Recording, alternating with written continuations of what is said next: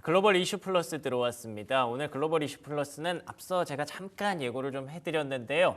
비트코인 전망에 대해서, 가상화폐 시장 전망에 대해서 얘기를 들어보도록 하겠습니다. 알고란 고란 대표 나오셨습니다. 안녕하십니까? 네, 안녕하세요. 네, 반갑습니다. 최근에 이제 비트코인 가격의 좀 변동성이 좀 커지고 있습니다.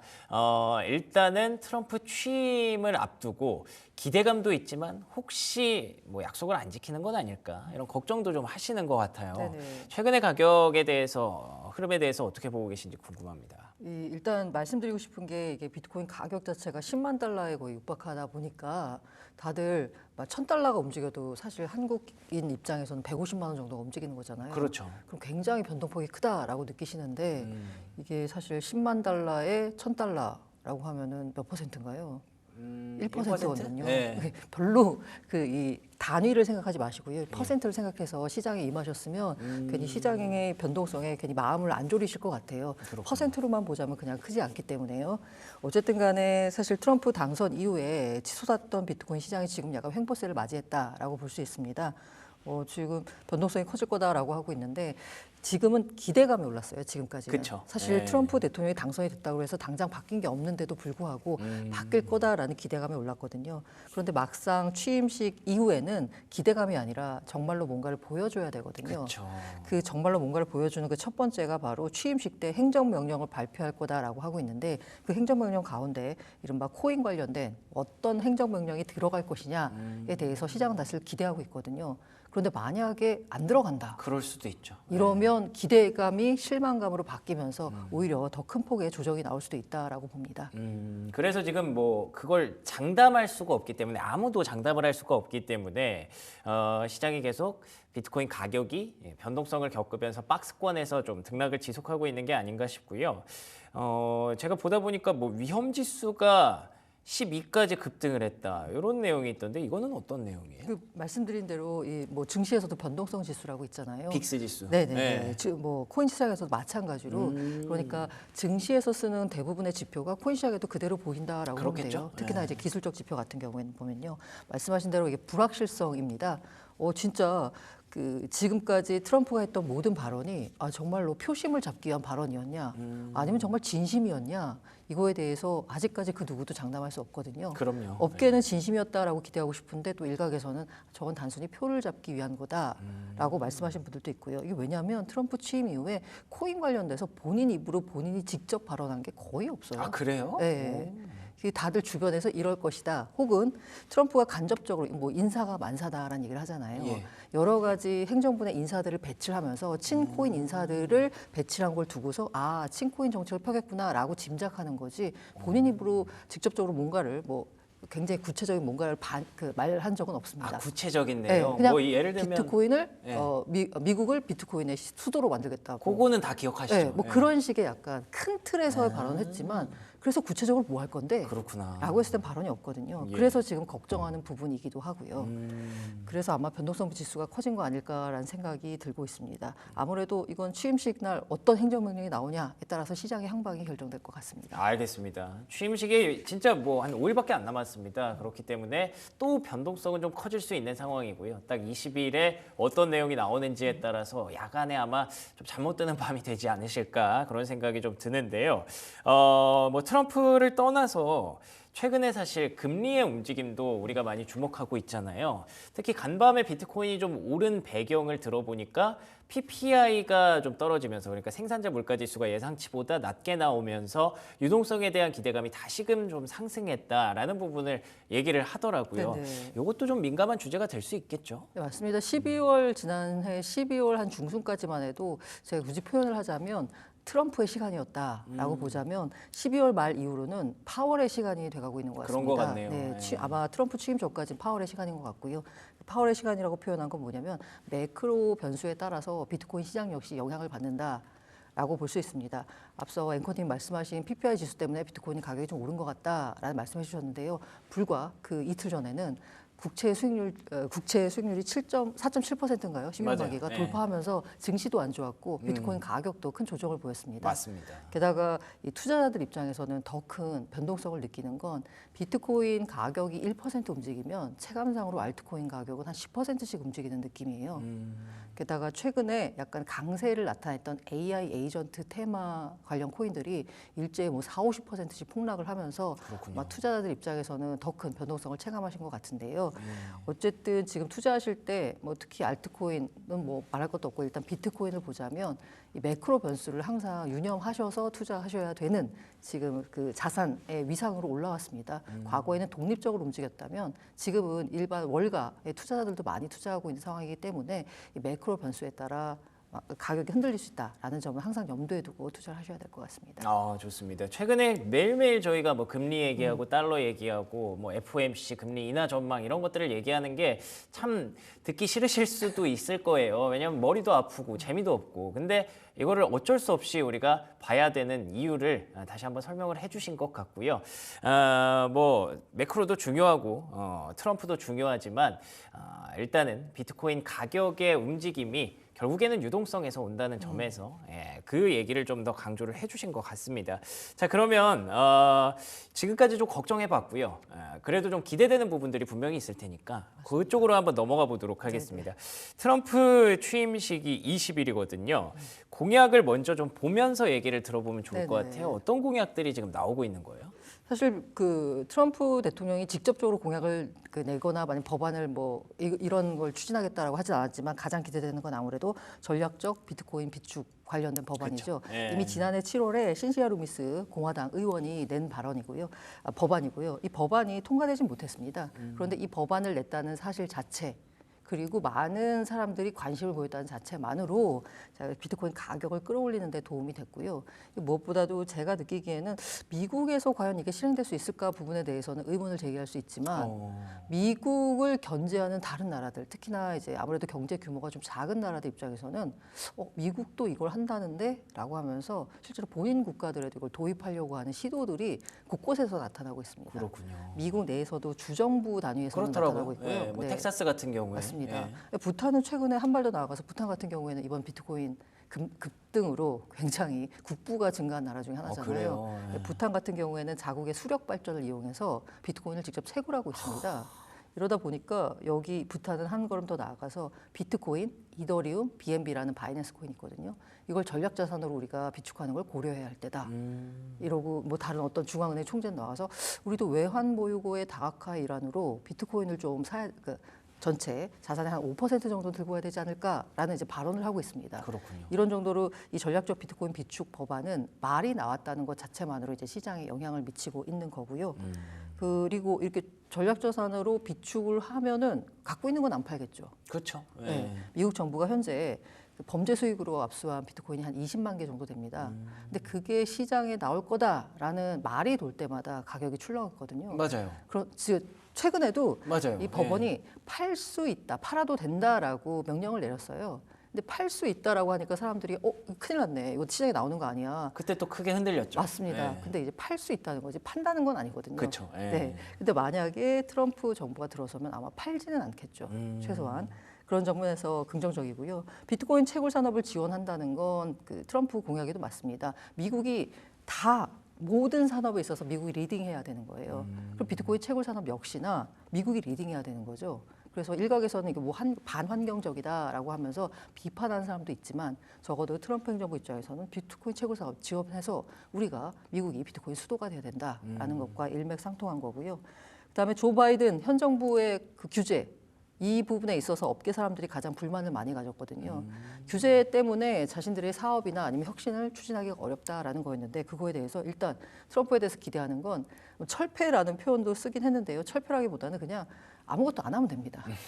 뭘 규제 안 하면 돼요. 그럼 그냥 알아서 그냥 잘 하거든요. 이 부분에 있어서는 바이든 행정부보다는 트럼프 정부에 기대는 바가 훨씬 더 크고요. 네.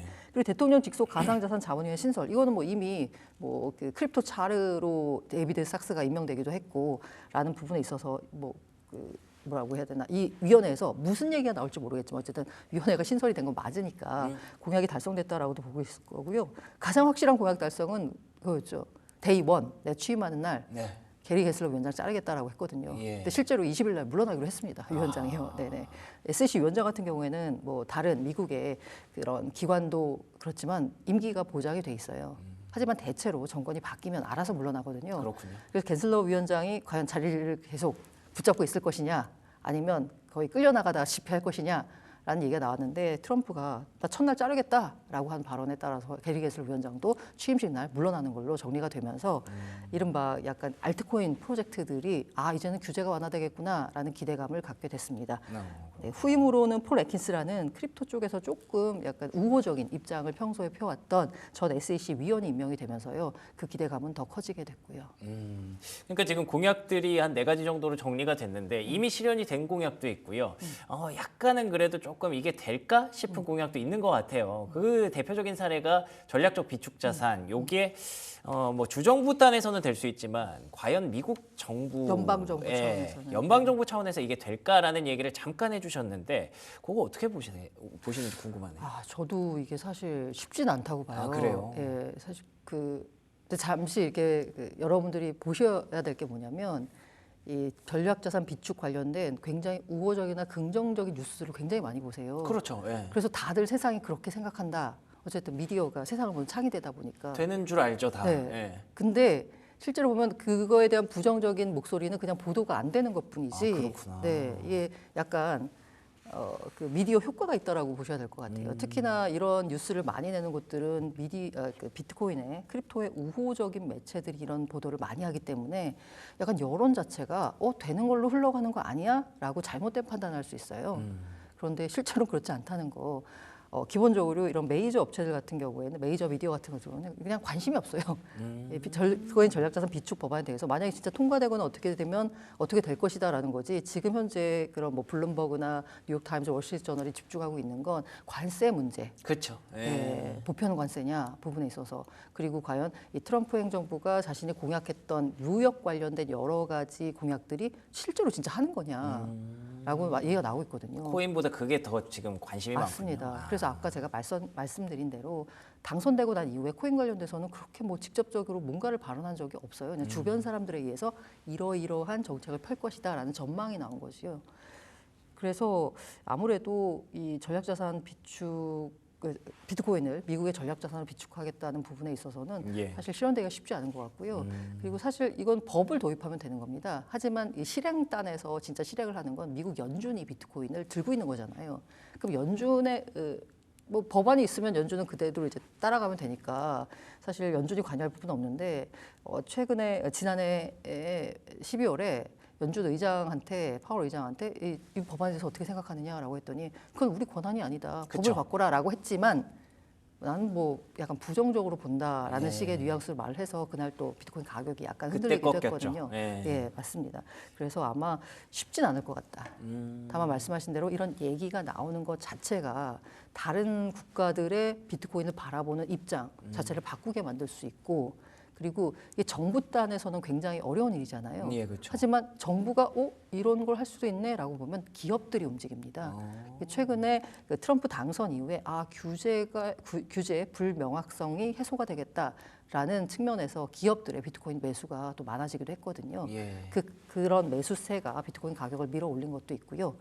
그래서 아마 제 개인적인 의견으로는 쉽진 않을 것 같은데 이런 얘기가 나오는 것 자체가 시장에 우호적으로 작용할 거다라고 봅니다. 알겠습니다. 결국에는 지금까지 비트코인 가격을 좀 끌어올린 게 2가지 포인트죠. 그 유동성, 금리 인하 기대감, 그리고 또 2번째가 트럼프 정책 기대감인데 이 둘 다 지금 좀 애매한 상황이 오다 보니까 최근에 10만 달러 찍고 나서 박스권 등락을 지속하고 있는 것 같습니다. 유동성은 기대를 조금 더 오랫동안 해봐야 될 것 같고요. 트럼프 정책은 이제 다음 주면 우리가 확인을 할 수 있게 될 테니까 다음 주에 어떤 변곡점이 한번 나오겠다라는 생각이 드네요. 근데 유동성 얘기에서 뭐 금리 인하만 보는 건 아니고 사실 우리가 비트코인 ETF도 굉장히 도움이 많이 되고 있잖아요.